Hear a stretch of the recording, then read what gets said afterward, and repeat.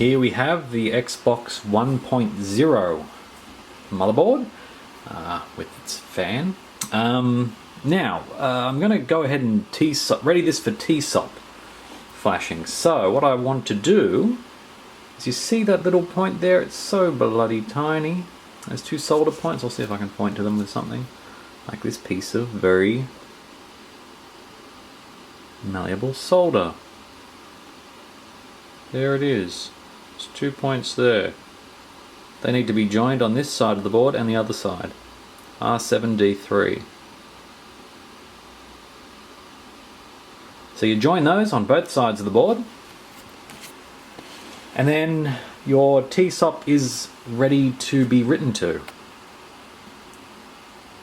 So that's the hardware side of things. If you've got a clock capacitor, also remove that. As you can see, mine is now sitting over there in the distance.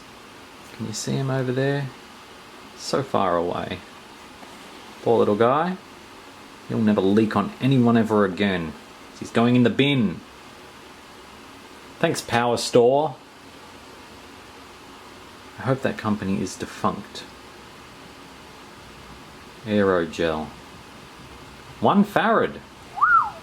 It's a lot of farad. 2.5 volt.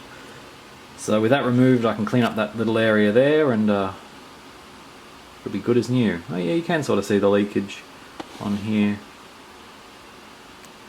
Sort of fans out from those solder pad points. Thankfully, nothing turned green on the board, which is good. Yep, alright, so let's get this TSOP done. And there you have it. That clock capacitor, gone. Not even needed. All it did was store the battery time for half an hour if you lost power in your house. That's pretty much all it did. So without it, we're not missing out on anything at all. I don't miss it. Look at that though, I didn't damage any of the components nearby. On my other Xbox, this little tiny surface mount capacitor, fell off the board. It was so corroded, it fell off. No idea what it does, but it fell off. Sure, that can't be good. And one day in the future I'll recap this entire board, because I notice there's quite a few of these little guys. And they're probably all ticking toward their death. How enjoyable.